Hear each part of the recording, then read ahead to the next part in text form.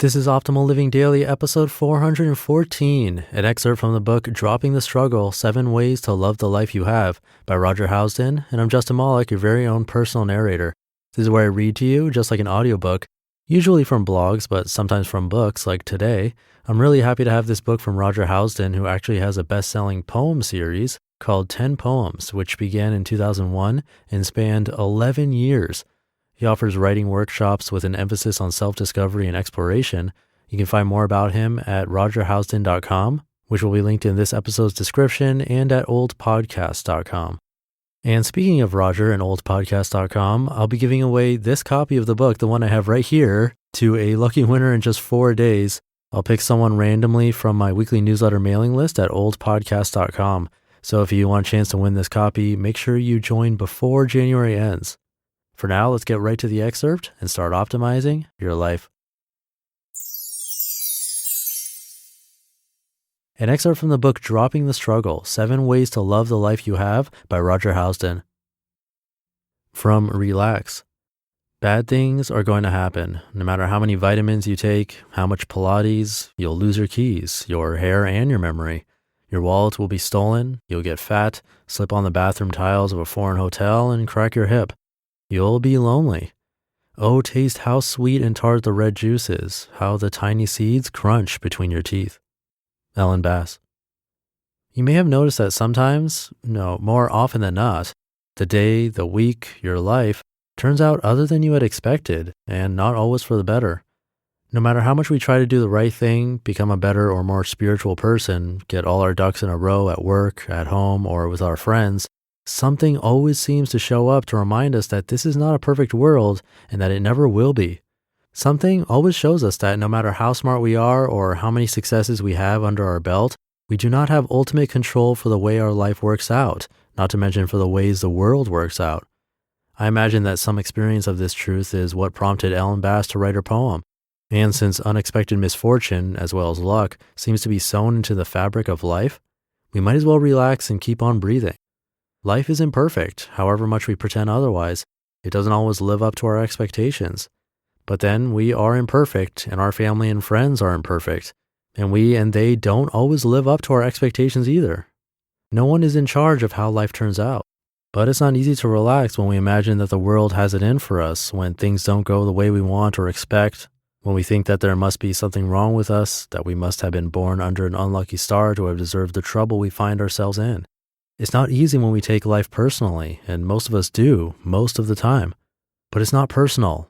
It really isn't. We're not that important. The world existed for 4.6 billion years before we came here and will likely continue for at least that amount of time after we have disappeared.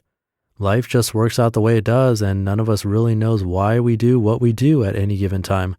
Nobody knows why the pot falls from the shelf or the sink clogs up just as our dinner guests are knocking at the door. We never really know why our friend or lover shouts at us, disappears, or is suddenly filled with undying love for us. They don't even know. It's always a good idea to listen to Rilke, who wrote, quote, "Let life happen to you. Believe me, life is in the right, always," unquote. Jack Kornfield put it this way, quote, "One day, Ajahn Chah held up a beautiful Chinese teacup. To me, this cup is already broken because I know its fate. I can enjoy it fully here and now. And when it's gone, it's gone." When we understand the truth of uncertainty and relax, we become free. The broken cup helps us see beyond our illusion of control. When we commit ourselves to raising a child, building a business, creating a work of art, or righting an injustice, some measure of failure as well as success will be ours. This is a fierce teaching. Emily is an aid worker whose clinic in Kosovo was burned to the ground, yet she began again. She knows that her work is helping people through success and failure. Rosa, who lost her most promising math student to a gang shooting, was brokenhearted. But she doesn't regret having tutored him, and now she's tutoring several others in his honor. We may lose our best piece of pottery in the firing, the charter school we worked so hard to create may fold, our startup business may go under, our children may develop problems beyond our control. If we focus only on the results, we will be devastated.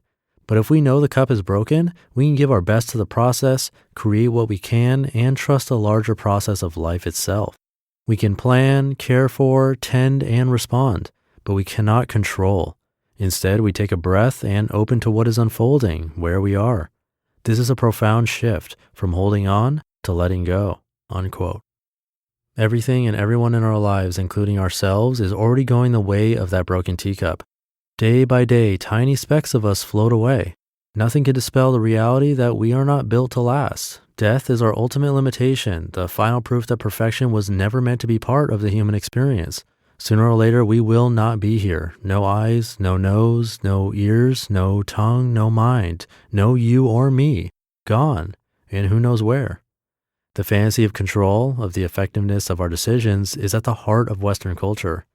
The struggle to take charge of our life and improve both ourselves and our condition is part of the mythos of American society. It doesn't end with an impressive degree or a move up the social or financial ladder. We practice brain games to improve our mental agility. We work out in the gym to tone the body. We work with a therapist to smooth out our psychological knots. We work on improving our meditation. And we also work toward a better world. All this effort is laudable and worthy. It feels good to be at the helm of our life. The rub comes when, often without knowing it, we turn our lives into a project with the assumption that something is inherently wrong with us and that with enough determination and focus, we can fix it.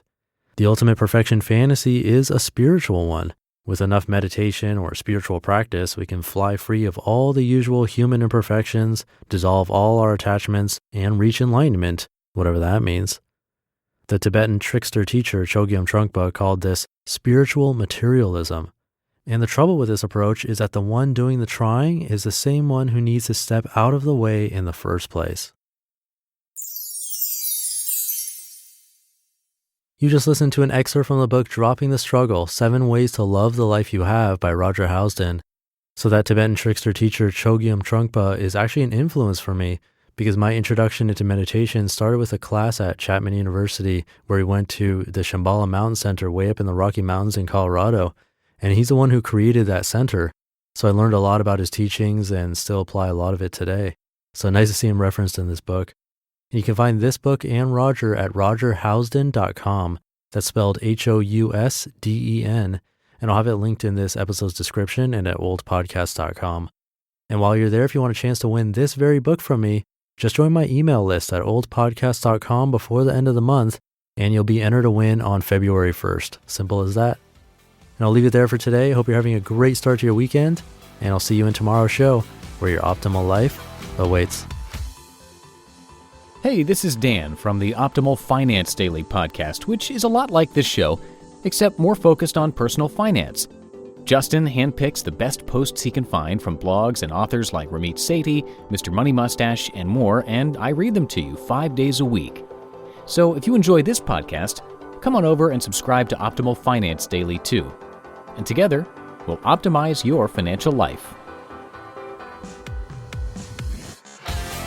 You've been listening to Optimal Living Daily. Be sure to hit the subscribe button to stay up to date on each new episode and head to oldpodcast.com. That's OLDpodcast.com for a free gift as well as more actionable tips and resources to help you maximize your potential. Thanks for joining us, and remember, your optimal life awaits.